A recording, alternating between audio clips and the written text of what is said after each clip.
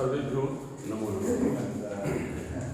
मैं चंद्रकिशोर मिश्र इब्राहिमपुर करजा उच्च विद्यालय का संस्कृत शिक्षक हूँ।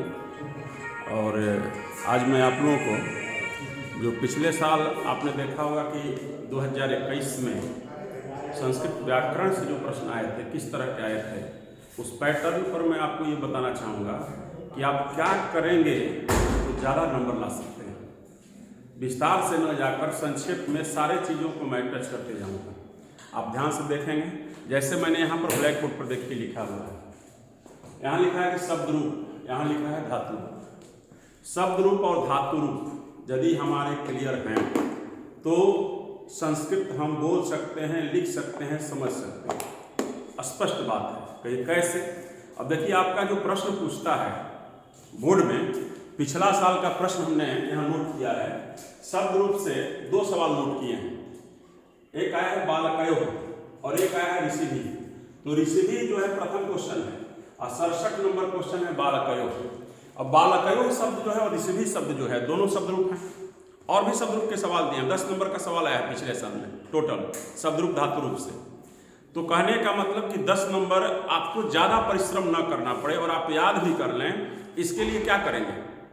देखिए भाई, इसमें जैसे बालकयोः शब्द है दिया हुआ है, उसमें लिखा रहेगा कि तृतीया, चतुर्थी, षष्ठी और द्वितीया कौन सा विभक्ति का है, ये आपको बताना है। 1 नंबर का सवाल है। ऋषिभि लिखा है, उसमें लिखा है कि चतुर्थी, तृतीया, द्वितीया, सप्तमी कौन सा है। अब बच्चे घबराएंगे, शब्द रूप कैसे हम याद करेंगे, इतना शब्द रूप है, कैसे याद करें, कौन आएगा कौन नहीं आएगा। तो मैंने आपको ये बता दिया है कि शब्द रूप आपको सब याद नहीं करना है। कुछ चीज़ जो है करना पड़ेगा आपको। इसलिए जो यदि आप 9-10 साल जो काम नहीं किए हैं, वो काम आपको अभी करना पड़ेगा। कैसे? अ से लेकर ऋकार, अ, आ, ह्रस्वी, दीर्घ ई, ह्रस्व, दीर्घ रू तक हो गया, छठ हो गया। और ये हो गया संज्ञा जो शब्द बनेंगे इसके, जैसे मान लीजिए बालक शब्द बना, लता शब्द बना, मुनि शब्द बना, फल शब्द बना। तो इसमें से आप कोई एक याद कर लेंगे। जैसे बालक का हम याद कर लिए। अब बालक का याद कर लिए तो क के लास्ट में अ आता है, तो जितने अकारांत शब्द हैं बालक के समान चलेंगे। अब मान लीजिए यहाँ बालकयोः आया है, रामयोः दे देता तो क्या करते? बस रामयोः बालकयोः पर सेट हो जाएगा। रामः रामौ रामः, बालकः बालकौ बालकः। मान लीजिए लता दे दिया, तो लता त में आकारांत है, त में त जोड़ आ तब न ता होगा। और यहाँ दे दिया ऋषिभि, मुनि का चलेगा, मुनि मुनि मुनयः, मुनि मुनि मुनि, मुनिना मुनिभ्याम मुनिभि, ऋषि का उसी तरह चलेगा। ह्रस्वीकारांत हो गया। तो हमारे कहने का मतलब कि यदि अकारांत, आकारांत, ह्रस्वीकारांत, दीर्घ इकारांत, ह्रस्वकारांत, दीर्घ उकारांत 6 ठो और एक ऋकारांत 7 ठो आप संज्ञा से शब्द याद कर लीजिए। पितृ शब्द ले लीजिए, पिता, पितरौ, पितरः। उसी तरह स्वस्त्री का भी चलेगा, मातृ का चलेगा। कुछ बहुवचन में डिफर करता है 2 जगह, तो उसको आप किताब से देख लेंगे। तो कहने का मतलब है कि शब्द रूप यदि और व्याकरण का कोई एक याद कर लें हम, मान लीजिए तद शब्द का याद कर लिए, चाहे जुस्मत का याद कर लिए, चाहे असमत का याद कर लिए, हमारा टोटल व्याकरण का काम हो जाएगा। समझ गए? इसलिए आप जो है कोई एक शब्द रूप व्याकरण का याद कर लीजिए और बालक का, लता का, मुनि का, फल का, पितृ का आप इतना याद, इससे ज़्यादा याद नहीं कभी। 4 ठो हमने बताया ना, बस 4 ठो याद कर लीजिए, आपका काम हो जाएगा। और जो भी क्वेश्चन इससे आएंगे आपको याद करना होगा। ध्यान दीजिएगा कि जो द्विवचन होता है बालक में, तो तृतीया, चतुर्थी, पंचमी का द्विवचन लगभग, जैसे मान लीजिए बालकाभ्याम, बालकाभ्याम, बालकाभ्याम होता है। फिर नीचे ये षष्ठी में, षष्ठी का द्विवचन और सप्तमी का द्विवचन लगभग एक होता है। जैसे बालकयोः, बालकयोः दोनों आ जाएगा। उसी तरह से आप सप्तमी में निर्धारित है कि बहुवचन में, सप्तमी बहुवचन में बालकेषु होगा, तो जो पुल्लिंग होगा उसमें मूर्धन्य स वाला सु लगेगा। और लतासु यदि हो गया तो वह स्त्रीलिंग वाला है, इसलिए दंत स लगेगा। ये 2-3 चीज मार्केबल है, इसमें आपको ध्यान देना चाहिए। तो इसलिए यदि बालक का शब्द रूप हम याद कर लिए, लता का याद कर लिए, फल का याद कर लिए, मुनि का याद कर लिए और सर्वनाम में कोई एक याद कर लिए, जैसे मान लीजिए हम तद का याद कर लिए तो जद का याद हो जाएगा। किम का याद कर लिए वो भी काम चलेगा, कहो कहो के का के का, काम के का, किम के का अनुरूप चलेगा, जैसे उसका चलता और भी चलेगा। जद्दे जानी, जह जो जे, जा जे जा। तो कहने का मतलब है कि कोई एक सर्वनाम का आप याद कर लीजिए। इधर 5 एक 6 जो बताए हैं इसको याद करिए, बालक का काम आपका जो शब्द रूप का आएगा सवाल वह काम हो गया। 4 नंबर का शब्द रूप का सवाल आया है और मैं 2 ठो यहाँ पर इंगित किया हूँ। 67 नंबर क्वेश्चन पिछले साल आया है और 1 नंबर क्वेश्चन आपको दिया है संस्कृत व्याकरण से। ये हो गया शब्द रूप, बस आपका काम खत्म हो गया शब्द रूप का। अब चलिए धातु रूप में आते हैं। धातु रूप में क्या होता है? क्रिया। अब धातु रूप जैसे दिया है, वद क्या है, पचेयु क्या है, नैति क्या है। 88 नंबर क्वेश्चन है, 6 नंबर क्वेश्चन है और 2 नंबर क्वेश्चन पिछले साल जो आया है। मैं आपको शब्द रूप धातु रूप याद नहीं करवा रहा हूँ, बता रहा हूँ कैसे आता है और आप क्या करेंगे तो आपका कंप्लीट होगा।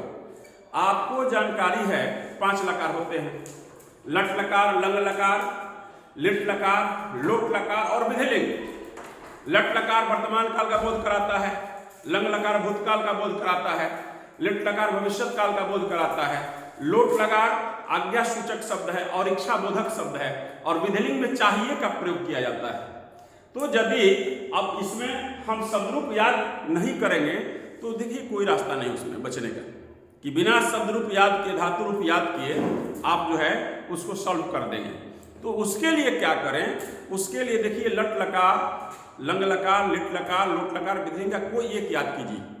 जैसे मान लीजिए पट का याद कर लिए तो पट का याद करें तो बद का उसी पर चलेगा, पच का उसी पर चलेगा, खाद का उसी पर चलेगा, खेल का उसी पर चलेगा। यानी कोई एक शब्द रूप आप याद कर लिए तो 5 लकार का काम आपका हो जाएगा।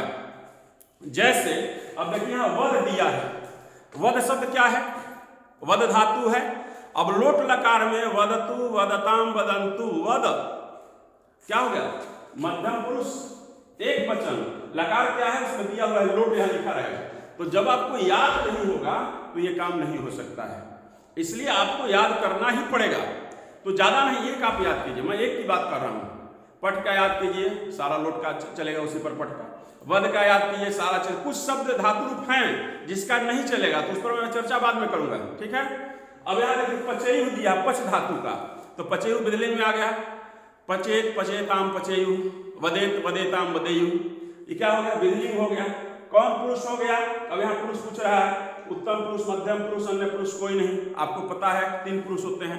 प्रथम पुरुष को अन्य पुरुष भी कहा जाता है, मध्यम पुरुष है और क्या है? उत्तम पुरुष। तो प्रथम पुरुष में पचेत, पचेताम, पचेयु आ रहा है, इसका मतलब यह क्या है? प्रथम पुरुष नहीं लिखा, अन्य पुरुष लिखा, अन्य पुरुष मान लीजिए, इसलिए दोनों एक ही है। यहाँ ये दोनों खत्म हो गया। तो यदि विधिलिंग का हमको किसी एक का याद है तो हम उस पर पूरा काम कर लेंगे। अब देखिए क्या 88 नंबर क्वेश्चन, नयति किस धातु का रूप है? अब इसमें धातु क्या है? नयति, नयता, नयंती रूप चलेगा। तो इसमें धातु नी है।